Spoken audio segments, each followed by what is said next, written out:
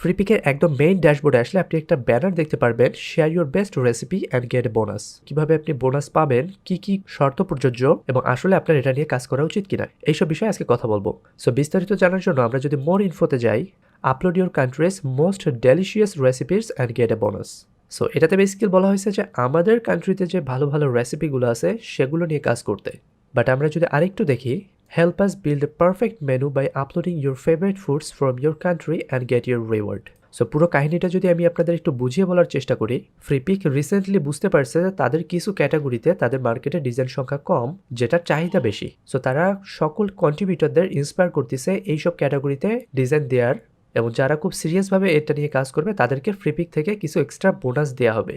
যেটা market place থেকে download পাবেন সেটা তো পাবেনই, বাট ফ্রিপিকের কথা অনুযায়ী আপনি এইসব ক্যাটাগরিতে কাজ করার কারণে আপনাকে একটা বোনাস দেওয়া হবে। সো ক্যাটাগরিটা বেসিক্যালি হচ্ছে ফুড ক্যাটাগরি, এবং তারা বলে দিছে আপনি যে ডিজাইনগুলো করবেন সেখানে দুইটা কিওয়ার্ড অ্যাড করবেন, হয় এশিয়ান ফুড অথবা ল্যাটিন আমেরিকান ফুড।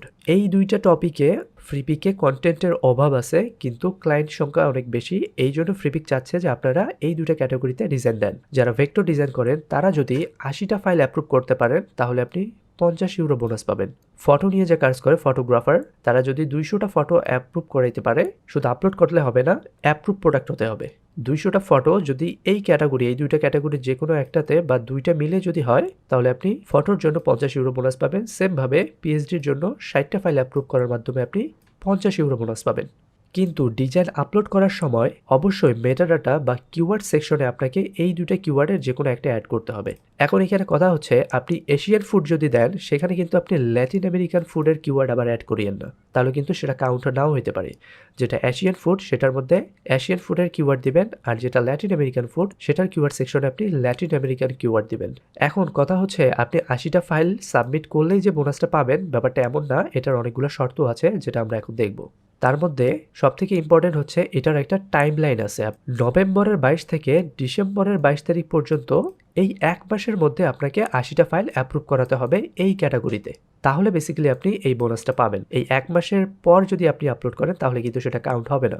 আর যেমনটা আমি বলছি, শুধু আপলোড করলেই হবে না, আপনি 1000টা ফাইল আপলোড করতে পারেন, বাট আপনার 80টা অ্যাপ্রুভ হইল না, সেক্ষেত্রে কিন্তু আপনি বোনাস পাবেন না। আপনার অ্যাপ্রুভ প্রোডাক্ট হতে হবে 80টা, এবং সেটা এই এক মাসের মধ্যে।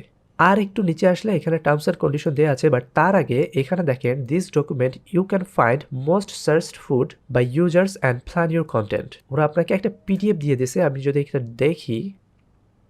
সো এখানে বেসিক্যালি ওরা একটু বলছে তাদের স্টোরি, কেন তারা কন্ট্রিবিউটারদের জন্য এই ইভেন্টটা নিয়ে আসছে। আপনারা চাইলে এটা একটু পড়ে নিতে পারেন। আর এখানে কয়েকটা ক্যাটাগরি ওরা দিয়ে দিছে, আপনার যদি কোনো আইডিয়া না থাকে কি টাইপের প্রোডাক্ট আপনি নিয়ে কাজ করবেন, আপনি এই কিওয়ার্ডগুলো দিয়ে যদি সার্চ দেন তাহলে আপনি অনেকগুলো আইডিয়া পেয়ে যাবেন। এগুলো আপনাকে ভেক্টরের জন্য আইডিয়া দিছে, এখানে আপনাকে ফটোর জন্য আইডিয়া দেওয়া হয়েছে, এবং এখানে পিএইচডির জন্য আইডিয়া দেওয়া হয়েছে। আপনি কোনো আইডিয়া যদি না থাকে কি টাইপের ডিজাইন আপনি করবেন ফুড ক্যাটাগরিতে, জাস্ট এখান থেকে কিওয়ার্ডগুলো নিয়ে আপনি ফ্রিপিকে সার্চ দিলে দেখবেন যে মানুষ রিসেন্ট টাইম কোন কোন ডিজাইনগুলো আপলোড করছে। তাহলে আপনি সেখান থেকে যদি আপনার দু একটা ফ্যামিলিয়ার ক্যাটাগরি থাকে যেটাতে আপনি কাজ করেন বা আপনি কাজ জানেন, সেটা নিয়ে আপনি কাজ করতে পারেন, প্রোডাক্ট বানাতে পারেন এবং আপলোড দিতে পারেন। সবার শেষে এখানে important for keywords, it is essential that the keyword you add to your resources matches what we see. আপনি যে কোনো ডিজাইন আপলোড করবেন আর সেটাতে ওই দুইটা কিওয়ার্ড অ্যাড করে দিবেন তা কিন্তু হবে না। অবশ্যই ক্যাটাগরিটা ফুড ক্যাটাগরি হতে হবে। এটা হচ্ছে একটা ল্যাটিন ফুড, বেসিক্যালি এটা ব্রাজিলিয়ান ফুড, ব্রাজিল যেহেতু ল্যাটিনদের মধ্যে পড়ে। সো এই ফুড নিয়ে কাজ করলে, যেহেতু এটা ল্যাটিন ফুড, আপনি যদি এখানে এশিয়ান ফুডের কিওয়ার্ড দেন তাহলে কিন্তু এটা ইউজলেস এবং এটা কাউন্ট হবে না। সো চালাকি করতে যায় না আবার, তাহলে কিন্তু কাজের কাজ কিচ্ছু হবে না। ওকে, আমরা যদি এবার একটু টার্মস অ্যান্ড কন্ডিশনগুলো একটু দেখি। এখানে অনেকগুলো টার্মস অ্যান্ড কন্ডিশন দেওয়া আছে, আমি যদি মেইনগুলো আপনাকে পড়ে শোনাই। The food campaign bonus is independent of the কন্ট্রিবিউটার্স regular earning. তার মানে আপনি মার্কেট প্লেস থেকে যেটা ডাউনলোড পাবেন সেটা তো পাবেনই, আর এখানে যে আপনাকে বোনাসটা দেওয়া হবে সেটা এক্সট্রাভাবে আপনি পাবেন। এবং all contributor can participate in this promo. So এখানকার মোস্ট অফ দ্য রুল আমি আপনাদের অলরেডি বলে দিয়েছি, যেমন এখানে কিওয়ার্ড ইনক্লুড করতে বলছে এশিয়ান ফুড অথবা ল্যাটিন আমেরিকান ফুড, এবং remember that all uploaded files must be related to food. যেমনটা আমি বলছি, অবশ্যই ফুড রিলেটেড আইটেম হইতে হবে। সো এখানে একটা বিষয়, এশিয়ান ফুড এবং ল্যাটিন আমেরিকান ফুড এই দুইটা আবার একসাথে একই ডিজাইনে দিয়ে না দেওয়াটাই বেটার। কারণ একটু স্বাভাবিকভাবে চিন্তা করেন, এমন কোনো খাবার কি আছে যেটা আমাদের এশিয়ান কন্টিনেন্টালে ফেমাস আবার ল্যাটিন আমেরিকাতেও ফেমাস, এমন কোনো সিমিলার খাবার কি আছে? ওদের খাবার আলাদা, আমাদের খাবার আলাদা। যেটা আমেরিকায় চলে, ল্যাটিন আমেরিকায় চলে, সেটা হয়তো বা এশিয়ায় সেইভাবে চলে না, বা ওইটা আমাদের ঐতিহ্যবাহী খাবার না। বাট এশিয়ান যে ফুডগুলো আছে সেগুলো ল্যাটিন আমেরিকায় ওইভাবে চলে না। সো এশিয়ান ফুডের ক্ষেত্রে আপনি শুধুমাত্র এশিয়ান ফুড কিওয়ার্ডটা অ্যাড করবেন, আর ল্যাটিন আমেরিকান ফুডের ক্ষেত্রে আপনি ল্যাটিন আমেরিকান ফুড কিওয়ার্ডটা অ্যাড করবেন। দুটো একসাথে দেওয়ার দরকার নেই। SVG icons are excluded from this promotion. SVG icon নিয়ে যারা কাজ করে তারা এই প্রমোশনে কাউন্ট হবে না। All content must be uploaded exclusively by the contributor panel.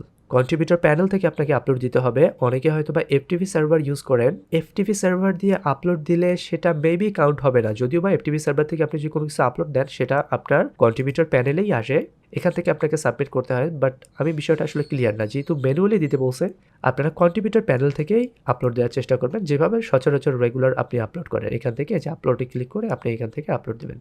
Contributor must upload a minimum 80 vectors, 200 photos and 60 PSD file, যেটা এখানে বলেই দিছে কোয়ান্টিটি।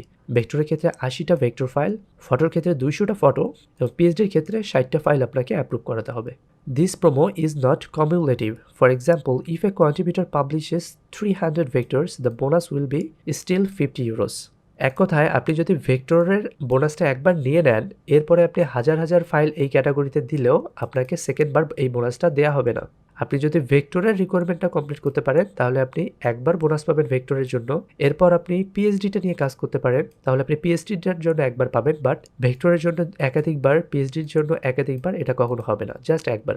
মিনিমামটা হিট করার সাথে সাথে আপনি বোনাসটা পেয়ে যাবেন। To participate in this promo all files must be sent. আচ্ছা, যেটা বললাম ডেডলাইন হচ্ছে ডিসেম্বরের 22 তারিখ। 22 তারিখের আগে আপনাকে ফাইলগুলো সাবমিট করতে হবে। এখন মনে করেন আপনি 21 তারিখেও ফাইল সাবমিট করছেন, সেটা রিভিউ হয়েছে 22 তারিখের পর, তাও কাউন্ট হবে। আপনাকে আপলোড করতে হবে এই ডেডলাইনের মধ্যে, এবং তারপরে যদি অ্যাপ্রুভ হয় ওটা কাউন্ট হবে। The value of the bonus will be added to February's invoice. আপনি যদি ডিসেম্বর মাসের মধ্যে এই রিকোয়ারমেন্টটা ফুলফিল করতে পারেন তাহলে এই বোনাস পেমেন্টটা আপনি পাবেন ফেব্রুয়ারি মাসের ইনভয়েসে।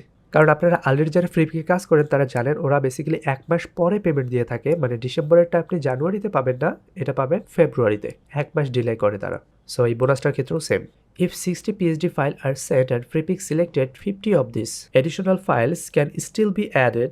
There is no limit as soon as the upload is within the deadline. আপনাকে যে একবারই 60টা ফাইল আপলোড দিতে হবে বা 80টা ভেক্টর আপলোড দিতে হবে ব্যাপারটা এমন না। যেমন আপনার প্রথমে 50টা অ্যাপ্রুভ করলো, তারপরে আপনি আবার 30টা দিতে পারেন, কিন্তু সেটা ডেডলাইনের মধ্যেই হতে হবে। আপনি আজকে 20টা দেন, কালকে 20টা দেন, কোনো সমস্যা নেই। Freepik reserves the right to refuse to pay contributors if কন্ট্রিবিউটরদের ফ্রিপিক পে করবে না যদি কোনো contributor terms and condition violate করে এবং কন্টেন্ট আউটসাইড দ্য ডেডলাইন। এই যে 1 মাসের যে ডেডলাইন আছে তার বাইরে যদি কেউ কোনো কন্টেন্ট সাবমিট করে এই ক্যাটাগরিতে, তাদেরকে তারা এই বোনাসটা দিবে না। এবং সবার শেষে বলছে there is no maximum amount of file contributors can publish. মানে কতগুলো ফাইল আপনি আপলোড করবেন তার কোনো লিমিটেশন নাই। যেমন ভেক্টরের জন্য আপনি 80টা পাবলিশ করার সাথে সাথেই আপনি বোনাসটা পেয়ে যাবেন, কিন্তু তারপরে যে এই ক্যাটাগরিতে আপনি আর ডিজাইন দিতে পারবেন না, ব্যাপারটা এমন না। আপনি আনলিমিটেড ফাইল দিতে পারবেন, শুধু বোনাসটা পাবেন না। বোনাসটা পাবেন একবারই, ভেক্টরের জন্য একবার, পিএইচডির জন্য একবার, ফটোর জন্য একবার। কেউ যদি 3টা নিয়েই কাজ করে, 3টাতে যদি রিকোয়ারমেন্টগুলো ফুলফিল করতে পারে তাহলে আপনি 3টা থেকে বোনাস পাবেন। Files revision can take up to 15 working days depend on the validation queue. 15 দিন পর্যন্ত রিভিউ টাইম নিতে পারে তারা। সো আপনার কাজ হচ্ছে ডিজাইন আপলোড দিয়ে যাওয়া, কারণ কতগুলো অ্যাপ্রুভ হবে সেটা বেসিক্যালি কাউন্ট হবে। কবে তারা রিভিউ করবে ডাজেন্ট ম্যাটার, আপনি এই 1 মাসের মধ্যে যত পারেন ফাইল আপলোড দিবেন। ভ্যালিডেশন কিউই বলতে যেটা ওরা বোঝাইছে সেটা হচ্ছে মাঝে মাঝে দেখবেন খুব তাড়াতাড়ি ফাইল রিভিউ করে, আবার মাঝে মাঝে অনেক দেরি করে।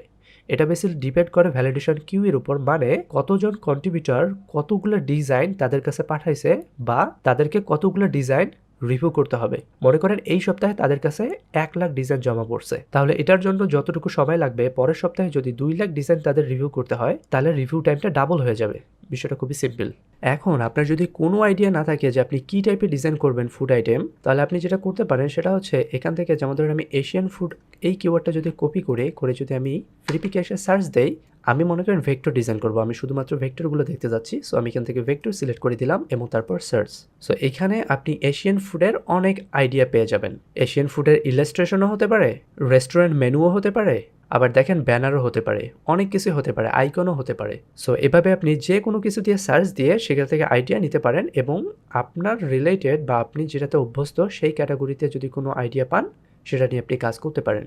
আচ্ছা, এবার খুব গুরুত্বপূর্ণ একটা প্রশ্নের উত্তর দেই, সেটা হচ্ছে আপনাদের আসলে এই প্রমোশনে পার্টিসিপেট করা উচিত কিনা।